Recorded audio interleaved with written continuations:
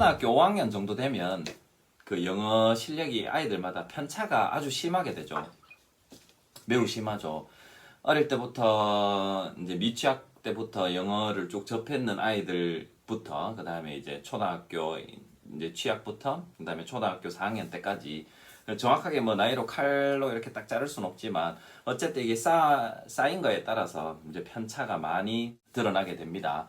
자, 그러면 이제 거기서 발생할 수 있는 문제를 하나 해결하자면 초등학교 5학년인데 인지 수준은 높고 영어 이제 우리말 책 수준이죠. 이제 우리말 책 수준은 높고 인지 수준은 높은데 영어는 이제 수준이 이렇게 낮다라는 거죠. 상대적으로 그 아이의 정신 연령보다 그럴 때 할 수 있는 방법은 그 따로 지름길은 없어요. 사실 이 독서라는 것, 그 다음에 책을 접하는 것은 지름길은 없어요. 언어를 습득하는 데 있어서 어쨌든 거쳐가야 되는 과정이라는 거죠. 그렇기 때문에 아이가 책을 안 보려고 하면은 이제 그 읽기 연습부터 해야 되는 초1 때 만약에 그 읽기 연습 초1, 2, 3, 4에 읽기 연습이 덜 돼 있으면은 그거를 다 거쳐서 와야 된다라는 거죠. 그거를 뛰어넘으면은 계속해서 모래성이 된다는 거죠. 모래성.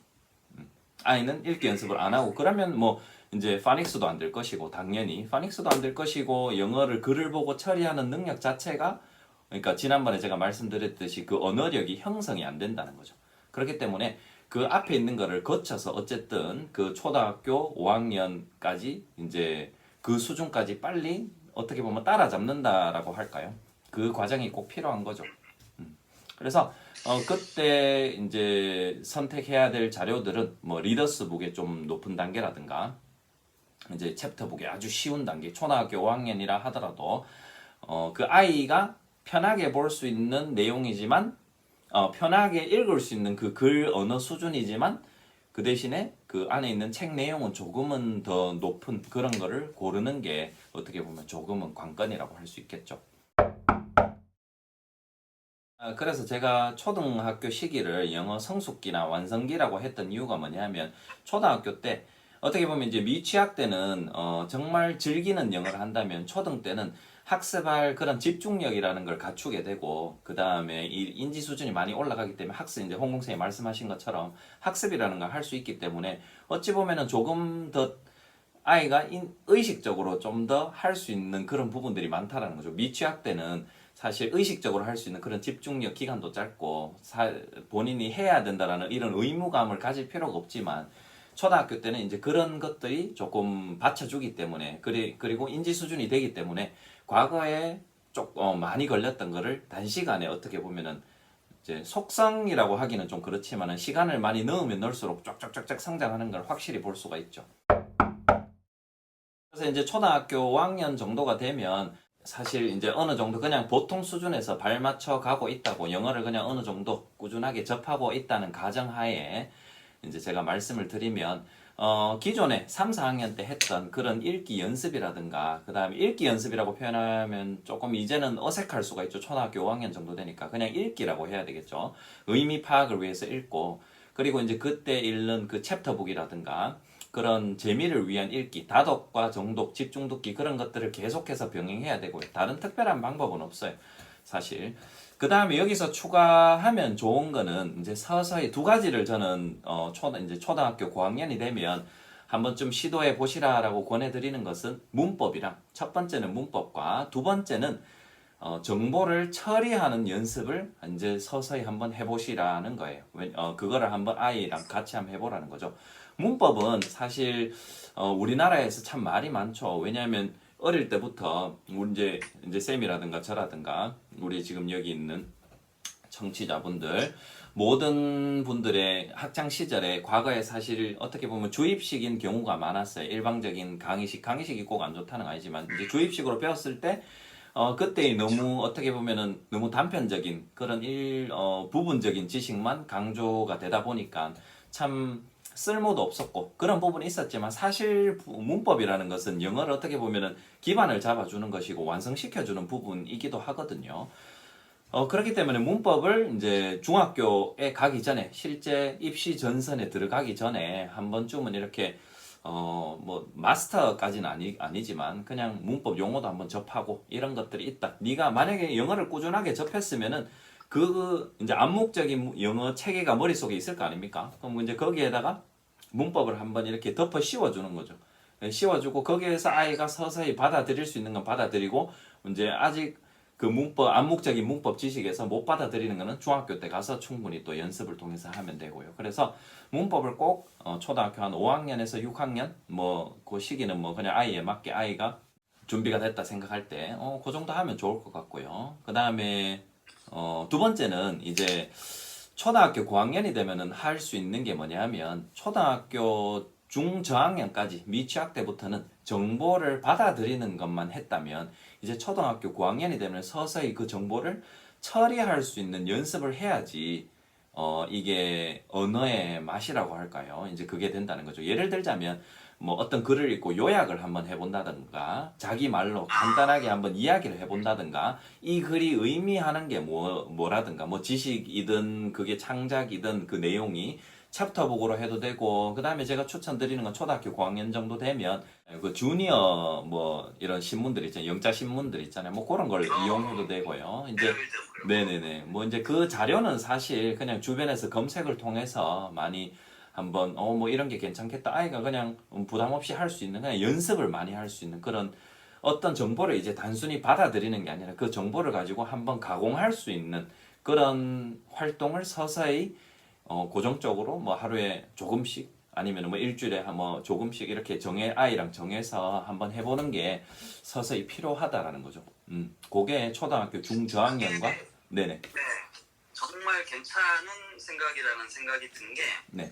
그래서 사실 여기 이지원금 댓글에 한 분이 지금 여기 보이는데 초3에는 좀 이를까요? 라고 했는데 사실 아이가 영어를 그때까지 많이 접해서 초3 때도 충분히 받아들일 수 있다면 뭐 많은 양은 좀 힘들 수도 있겠지만 뭐 적절한 수준의 소재들을 뽑아서 하는 거는 저는 충분히 좋다고 생각하고요.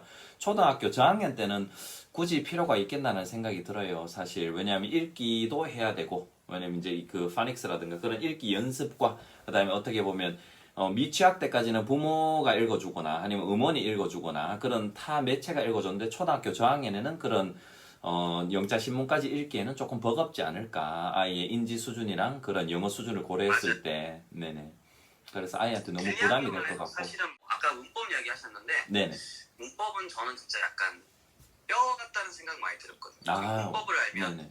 되게 효율적으로 나중에 만들 수 있잖아요. 네네. 효율적으로 글을 이제 만들어낼 수 그렇죠. 있으니까 네. 패턴이든 뭐든. 사실 문법은 포인트가 초등학교 5학년 이제 초등학교 고학년이 되기 전에 많은 독서를 통해서 사실 그걸 다 알고 있는 거죠. 알고 있는데 이름만 붙여주는 거죠. 초등학교 5, 6학년 때는 그걸 이름만 붙여주고 그 본인이 알고 있는 그 지식에 정말 그냥 씌워주기만 한다는 그런 개념으로 접하는 것이죠. 그래서 그 전에 사실 노출이 아주 중요한 거죠. 독서를 통해서 그러니까 이 정도 감만 있으면 된다는 거죠. 어떤 문장을 읽었을 때 이 문장 좀 이상한데 이 문장 참 좋아. 이 문장 자연스러워. 이 정도 감이 있으면 나중에 5, 6학년 때 문법을 접하더라도 큰 거부감 없이 생소하지만 내가 이미 알고 있는 뼈대기이기 때문에 훨씬 더 쉽게 받아들이고 의미가 있다는 거죠. 유의미하게 아이 스스로가 문법이 따로 있다는 생각을 안 하고 아주 유의미하게 체득될 수 있다는 네네 그게 포인트죠. 맞아. 그래서 그때 활용할 수 있는 책은 사실 요즘 시중에 책들이 많잖아요. 뭐 여러 책들 중에 아이가 스스로 골라도 되고요. 그 다음에 홍콩쌤 책도 그 영상이 일단은 강의가 딱딱딱딱 이렇게 전부 다 유튜브에 있으니까 그런 거 적극적으로 활용하셔도 되고 그 다음에 초등학교 때는 홍콩 기초영문법이고 중학교 때는 홍콩 중앙영문법 이래서 모두 다 강의가 모두 다 이렇게 세분화되어서 있어서 참 좋은 것 같아요. 하여튼 그렇게 해서 초등학교 이제 문법까지 하고 그 다음에 뭐 그 아까 제가 말씀드렸듯이 읽은 거를 가지고 정보를 한번 처리하는 거를 서서히 연습을 한번 해보는 거죠. 시도를 해보고 기존에 하던 리딩은 계속 이제 아이의 수준에 맞게 쭉쭉쭉쭉 하면서 초등학교를 끝내면 중학교 때 조금 난이도가 올라간다 하더라도 충분히 아이가 버틸 수가 있겠죠.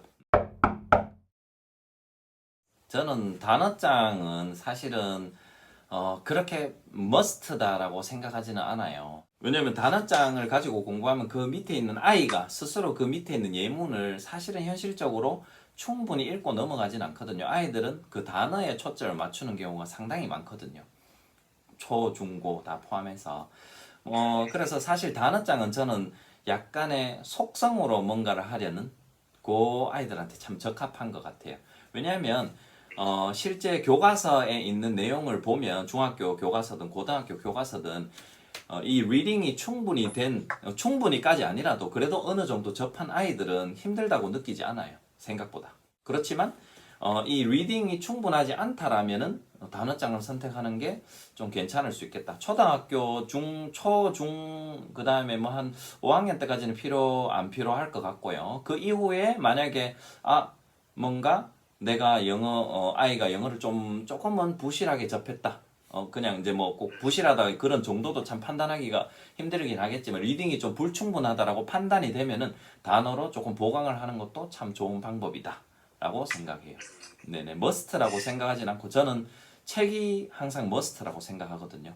그리고 네. 빗자루타고 해리포터 읽는 애들은 사실 고등학교 수준 이상도 그렇죠. 그렇죠. 초과 한 거니까 렉사일러 보면 거의 뭐 1000점 이상 뭐 이렇게 되지 않나? 어마어마하잖아요. 네네. 그러면 사실은 말씀하신 대로 이제 단어장은 크게 좀 의미는 없는 것 같은데 네. 그럼 이런 경우는 어떻게 해야 되나? 내가 이제 애가 뭐 챕터북도 읽고 좀 객관적으로 봤을 때는 충분히 중학교 단어 이상 이렇게 한 것 같은데 네네. 부모님이 괜히 이렇게 남들이 이렇게 단어장 다 하니까 네네네. 애매해가지고 이제 불안해가지고 이렇게 좀 약간 너 하나 해봐. 그런 경우에는 좀 시켜야 될까요? 말아야 될까요? 아니면 그런 부모님한테 뭐라고 말씀해 주고 싶으세요? 그러니까 부모님이 아이 보고 이제 해야 된다고 말씀. 그러니까 애가 과정상 보면 챕터북까지 이미 좀 잘 읽는 것 같아요. 네네네. 사실 중학교 단어장 이상의 수준은 돼. 객관적으로 팩트로 판단했을 때는. 네네. 근데 어쨌든 교육 환경이 좀 그런 좀 센 도시에서 살아가지고 불안하다. 나한테 다 한다. 이런 부모님들한테 좀 한마디 팩트 폭력하셔도 됩니다.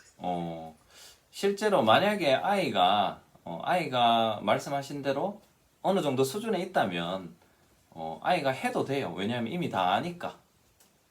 이미 다 이미 더 알고 있을 거니까. 그런데 아이 이제 그 어떤 단어장일지 모르겠지만 뭐 이제 어떤 단어장을 해야 된다라고 하면 뭐 한 번 정도는 저는 맞춰서 하는 것도 괜찮다고 생각해요. 그러나 그거보다는 저는 리딩이 훨씬 더 효과적이고 효율적이다고 저는 말씀드리고 싶어요. 중학교 때까지는.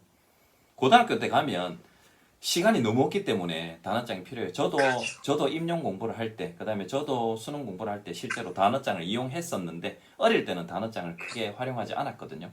그렇지만 어릴 때는 뭐 여유가 있다면, 시간적인 여유가 있으니까, 뭐 굳이 한 번 정도 해도 되는데, 그거보다는 그래도 저는 책을 한 권을 더 읽는 거를 추천을 드려요. 단어장 한 권보다는 차라리 챕터북 한 권이 더 좋지 않을까, 라는 생각이 듭니다. 독서는 위대한 것 같습니다. 독서를 통해서 사실은 단어가 하나하나 이렇게 손낚시라고 따지면 단어잖아요. 네네. 손낚시 하는 거라고 보면 리딩은 제가 볼 땐 거의 쌍끌이 그물 다 이렇게 그물이 다 이렇게. 그렇죠. 네. 그리고 그 그물이 결국은 문맥이잖아요. 컨텍스트. 네네네. 그렇죠.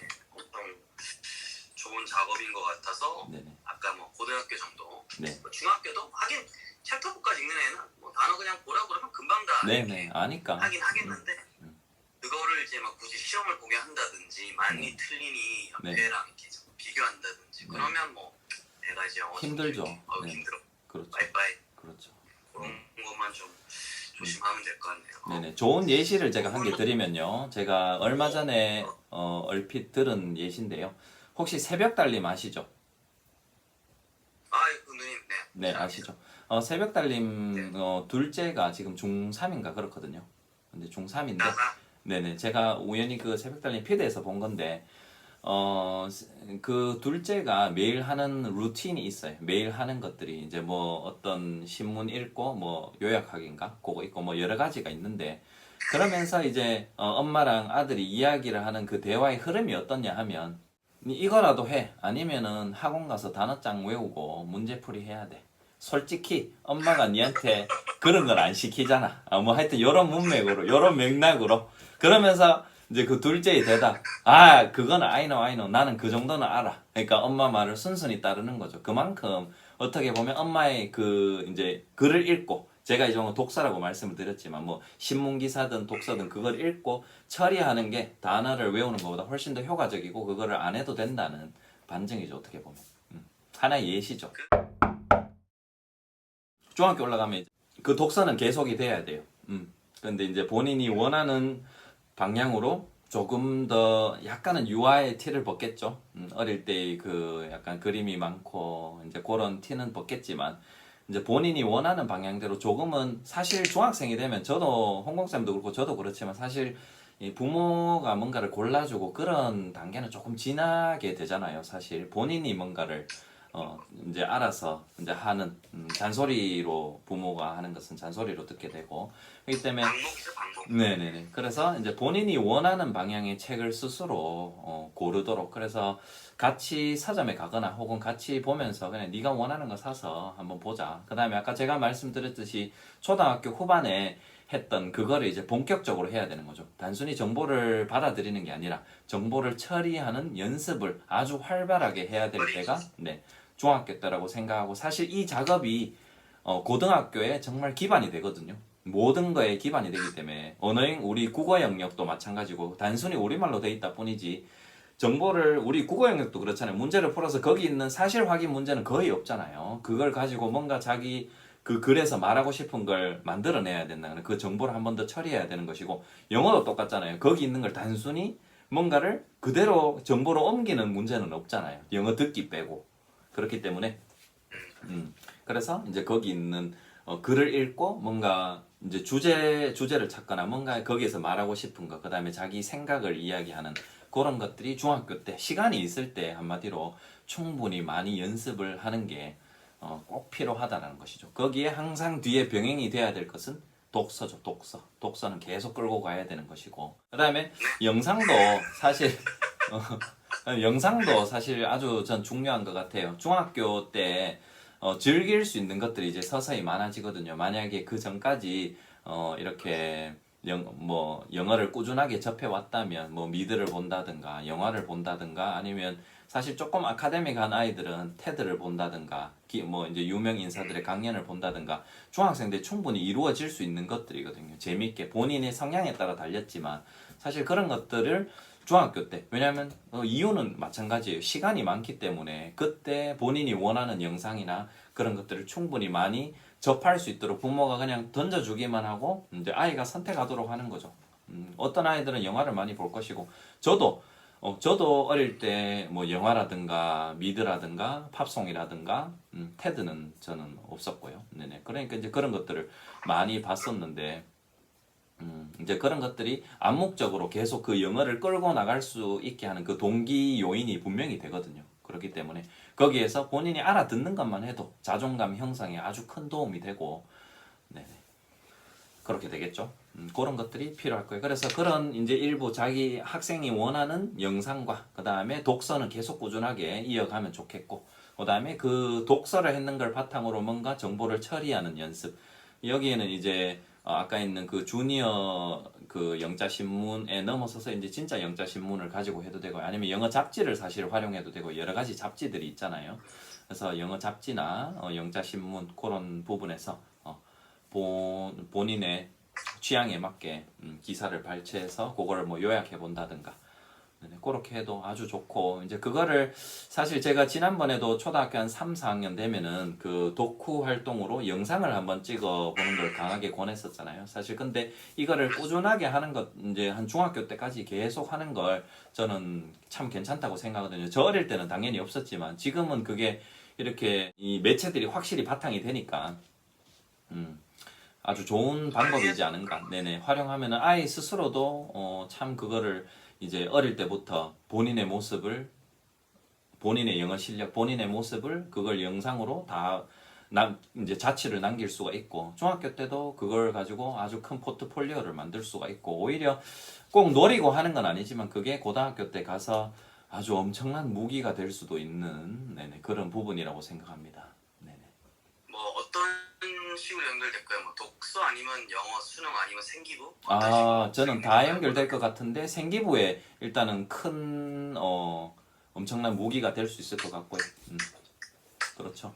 네네. 뭐 일단 그걸 어떻게 조작이 아니라 어떻게 뭐 엄청난 능력이잖아요. 그 자취를 다 가지고 있다라는 게 엄청난 거거든요. 사실. 자연스럽게 이렇게 네. 흘러서 가는 거니까. 그렇죠, 그렇죠. 와, 진짜.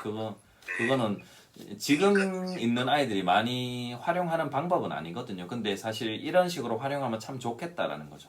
그러니까 이게 그때 가서 이제 부랴부랴 이제 따라하려고 하는 사람은 그렇죠. 한 개 추가하고 싶은 거는 뭐냐면 요거는 이제 예. 욕심이긴 해요, 사실. 근데 내 아이가 영어를 좀 잘한다. 그래도 중학교 수준 확실히 이상이다. 라는 분들에게 권하고 싶은 건 저는 탭스를 사실 좀 권하고 싶거든요. 좀 한다. 야, 오늘 또 날겠다. 네네. 오, 왜냐하면 탭스가 장난 아닌데. 네네. 그래서 뭐 주니어 탭스든 본 그냥 원래 탭스든 내 아이가 좀 잘한다 싶으면 만약에 중학교 수준 독서량이 많지 않고 그다음에 중학교에서 머물고 있다면 그냥 원래 하던 거 계속 하시고요. 중학교 교육과정과 독서를 병행하시고 그렇게 계속 꾸준하게 진행하시면 되고 만약에 내 아이가 좀 잘한다라는 아이들이 있어요. 분명히 있잖아요. 그 아이들은 그렇죠. 탭스를 권하는데 탭스를 제가 권하는 이유는 사실 이 글 자체가 어렵잖아요. 좀 일단은 어렵지만 그 수능 길이보다 약간 더 길고 그 다음에 이 정보를 바로바로 적용한다기보다는 제가 아까 말씀드렸듯이 정보를 처리하는 연습을 할 수 있는 기막힌 시험 유형이라는 거죠. 네네. 그래서 그게 네네. 아주 좋은데 그게 나중에 수능 이제 굳이 이제 여기서는 탭스를 제가 권하는 이유는 사실 입시 때문인데요. 요거를 제가 권하는 이유는 길이가 살짝 길고 그 다음에 조금 더 어렵기 때문에 이 탭스에 조금 익숙해지면 잘하는 아이들은 탭스에 익숙해지면은 실제로 나중에 수능을 봤을 때는 좀 시시하다고 느끼게 되는 거죠. 그러니까 이미 네 그러니까 이미 좀 많이 이제 해놨기 때문에 좀 쉽게 갈 수 있는 거죠.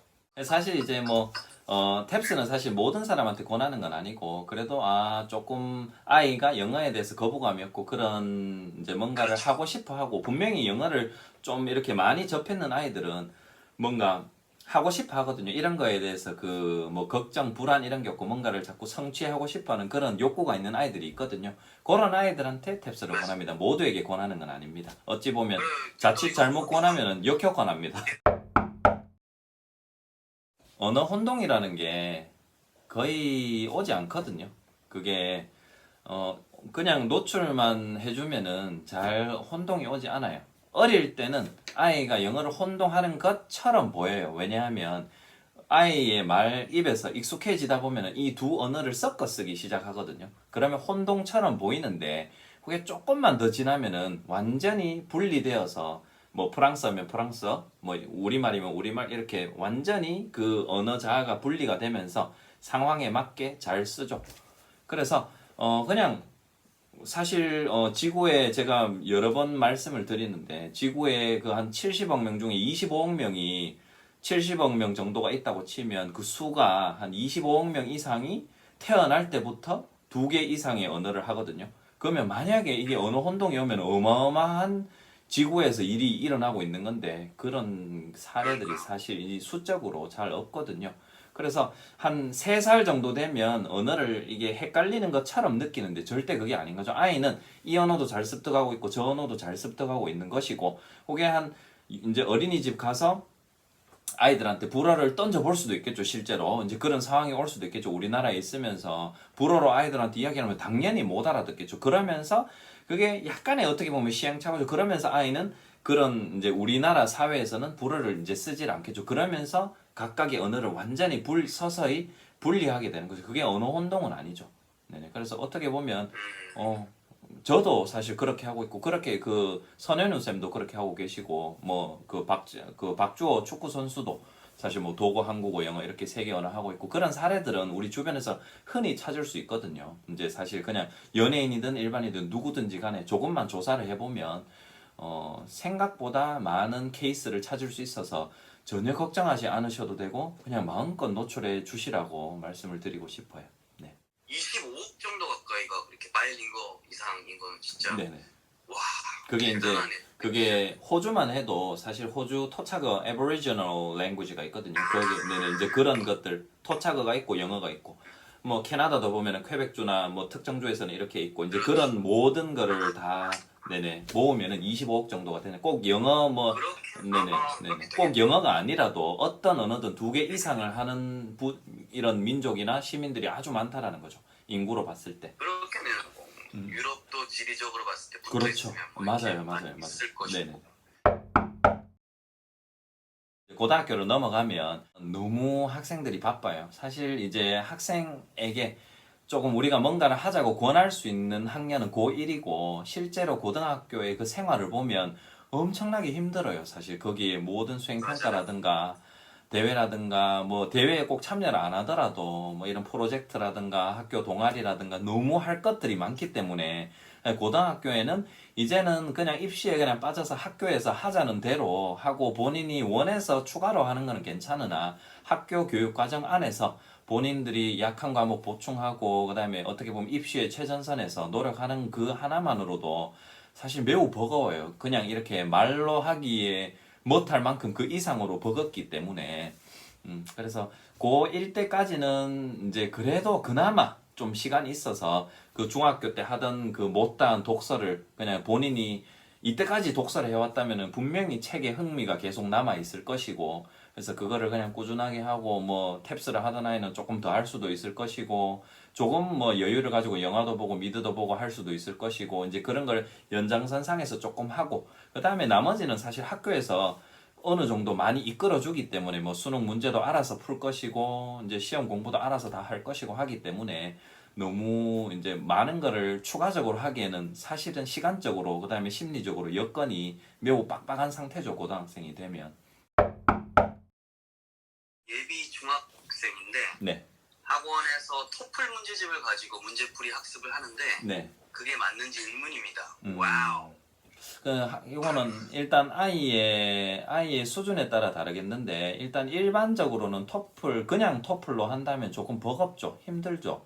일단 용어 자체도 힘들고 그 안에 있는 내용 자체가 사실 토플이라는 게 대학교 수업을 아이가 어떤 이제 고등학교 학생이 그 현지 외국에 갔을 때 대학교 수업을 들을 수 있는 그 능력을 보는 시험이기 때문에 일단은 그 수준 자체가 그거를 우리말로 그대로 바꿔놨다 하더라도 그거를 아이가 이거를 이해하기에는 조금 버거울 가능성이 매우 높고요. 그래서 조금 빠르지 않나 싶어요. 그러나 그거를 처리할 수 있는 능력이 된다면 하면 되는데 그런 아이들이 그렇게 많지는 않을 거라는 생각이 드네요. 오히려 그 시간에 아이가 원하는 책을 한 권 더 전해주고 싶네요. 또 쌤이랑 저랑 의견이 어떨지 모르겠는데 네네. 이제 안구 있듯이 1에서 5형식 그리고 시제만 제대로 알아도 이렇게 라고 했는데 과연 문장이 5형식이 뭐 어떤 한국 영어교육 역사상의 화두 아닙니까? 과연 5형식을 알아야 되는가? 네네. 쌤은 어떻게 생각하세요? 이거 너무 재밌겠네요. 재밌네요. 저는 근데 제 학생들의 의견이에요. 저도 이제 학교에서 수업을 하잖아요. 아마 학생들이 이제 저한테 가지고 와요. 쌤, 이거는 이게 목적어고 목적어 보니까 는 5형식 아니에요. 이러면서 쌤이 그때 말씀하셨잖아요. 라고 저한테 이제 어떨 땐 역으로 질문을 하는 거죠. 뭐 어떤 이제 아이가 이해가 잘 안 돼서 저의 설명을 필기를 해놨다가 이제 이야기를 하는데 저는 이때까지 제가 첫 학교에서 이런 형식을 언급한 적이 있는데 제가 이제 10년 차인데 거의 최근 한 8, 9년 정도는 이 형식을 언급한 적이 없는 것 같아요. 그 대신에 형식이 안 중요하다라는 게 아니라 그 안에 있는 내용은 제가 가르치기는 가르쳐요. 그러나 그거를 형식으로 뭐 분류를 해서 목적격 보호도 이제 목적어를 그냥 이렇게 보충 설명해 주는 놈이다. 그거를 목적격 보호라고 하지 않고 목적어를 설명해 주는 아이다라고 설명을 하지. 굳이 이제 설명을 하자면 그러나 그거를 뭐 목적격 보호 이거는 이렇게 이래서 이 문장은 이 형식 그래서 형식을 나누고 그런 작업은 최근 한 8, 9년 동안 해본 적이 없어요. 좀 불필요하다고 생각하는 거죠. 그 대신에 조금은 이제 특정 동사 같은 경우는 그 형식으로 저는 접근하는 게 아니라 동사의 특징이라고 하는 거죠. 그 동사는 뒤에 어떤 내용들이 필요로 하다. 말을 만들어 보면은 이 아이는 뒤에 두 가지 내용이 필요하다는 거죠. 누구에게 뭐를 준다. 그러니까 그 두 가지 내용이 필요하다라는 거를 동사의 특징으로 분류를 하는 거지. 그거를 꼭 뭐 사형식으로 이렇게 해서 그거를 그렇게 분류할 필요는 저는 크게 못 느끼거든요. 오히려 그냥 그 고유의 동사의 특징으로 아이들한테 설명해 주는 것이 아이도 훨씬 더 잘 받아들이고 그렇게 쉽게 받아들이는 것 같아요. 제가 하고 싶은 말을 정확하게 하셔가지고 네. 와, 소름. 근데 사실 이제 이게 어떻게 보면 영어의 암묵적인 문법이잖아요. 이제 쌤도 그렇고 저도 그렇고 우리가 이렇게 설명을 하지만 이미 우리 머릿속에는 쌤도 그렇고 저도 그렇고 그 문법 체계가 있기 때문에 그런데 사실 제가 항상 말씀드리는 건 이 체계를 형성하기 위해서 많이 접해야 된다거든요. 사실 이거는 많이 접하는 방법밖에 없잖아요. 쌤도 어디선가 이제 성장하시면서 뭔가 이렇게 많이 듣고 보고 접했고 읽었기 때문에 이 체계가 머릿속에 있는 것이고 그 다음에 아이들도 똑같이 그런 과정을 거치게 하고자 하는 게 제 목표고 제가 그렇게 해서 딸한테 접하게 하는 게 목표고 고등학교에서 제가 중학교에 있든 고등학교에 있든 저를 지나치는 아이들은 이제 최대한 그런 쪽으로 해서 조금은 그 체계를 많은 노출을 통해서 어떻게 보면 그런 체계를 암묵적으로 형성해서 거기에 뭐 본인이 문법을 입히든 뭐 어떻게 하든 그런 과정을 거치게 하고 싶은 게 제 바람이죠. 그래서 제가 계속 독서를 강조하는 이유가 그거에서 가장 수월하게 할 수 있는 게 독서이고 그 다음에 아이가 원한다면 영상도 이제 그런 암묵적인 문법 체계를 그냥 영어 통째로 그 체계를 머릿속에 형성시켜 줄 수 있는 게 독서이고 그 다음에 영상이기 때문에 제가 계속 그렇게 권하는 것이죠. 네. 관건은 우리 애가 이게 어쨌든 착실하게 잘 올라가면 되는데 중간에 좀 미끄러질까봐 제가 말하는 그 자빠질까봐 네네네. 만약에 한두 번 이제 사춘기든 뭐든 넘어질 수 있잖아요. 있죠. 넘어졌을 때 다시 얘가 이렇게 잘 돌아올 수 있을까? 나도 부모가 처음이기 때문에 오는 어떤 두려움. 네네. 두려움이 있을 것 같은데 있죠. 좀 약간 두려움을 느끼는 부모님들한테 네네. 좀 영어 잘할 수 있다는 좀 약간 그 희망의 메시지 좀 한번 주세요. 부모님이요 아니면 내 아이가 미끄러질까봐. 자신의 아이가 미끄러질까봐. 지금 미끄러져 있어서 네네네. 되게 좀 약간 네네. 힘들고 네네. 절망에 빠져 있을 부모님께. 네네. 사실 이게 영어가 사실 그렇게 되면은 많은 걸 욕심을 부리게 돼요. 왜냐하면 미끄러져 있는 상태이기 때문에 뭐라도 잡아야 되거든요. 지푸라기라도 잡아야 되잖아요. 맞아요. 네네. 그렇게 되면은 이제 더 큰 일들이 생기는 거죠. 아이에게 뭔가를 뭔가 강요를 하게 되고 뭔가 많은 거를 이제 머릿속에 집어넣어야 되고 학원을 계속 알아본다. 뭐 학원이 답일 수도 있겠지만 어떤 상황에서는.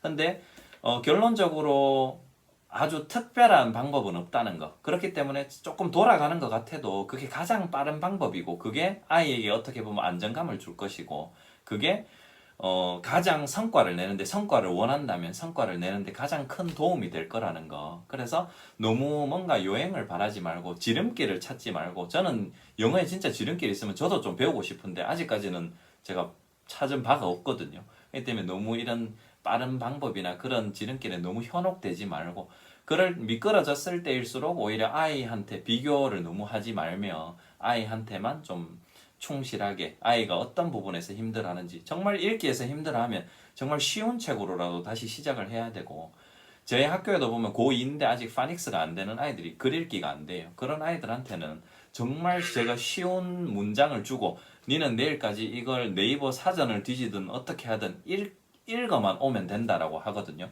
이제 그렇게 해서 조금씩이라도 이렇게 아이에게 자신감을 주고 할 수 있는 것들을 이제 뭔가를 제공을 해주거나 지지를 해주거나 해야 되지. 중3이니까 이 정도는 해야 돼. 고2니까 지금 이 뭐 이제 주제처럼 빈칸 문제는 풀어야 돼. 이렇게 접근하면은 안 된다는 거죠. 이제 그 이전 거를 제가 말씀드렸지 이전 거를 충분히 처리해내고 할 수 있는 이제 그 과정을 거치고 난 다음에 나중에 조금 늦게 그 문제풀이 고3 때 하면 어떻습니까? 나중에 하면 어떻습니까? 지금 중3 때 공부하는 게 수능에 나오는 건 아니잖아요. 그러니까 너무 이렇게 뭔가 욕심을 어떻게 보면 순간의 욕심이라든가 순간의 비교라든가 거기에서 너무 흔들리지 마시고 그게 어렵지만 저도 흔들릴 때가 있지만 어렸을 때도 흔들릴 때가 있었고 그렇지만 이제 진짜 아이에게 필요한 게 뭔가 아이에게 맞는 게 뭔가 아이에게 자신감을 줄 수 있는 게 뭔가 그거를 찾아서 적절히 제공하는 게 아주 크게 필요하다고 그게 유일한 방법이라고 말씀드리고 싶네요. 네.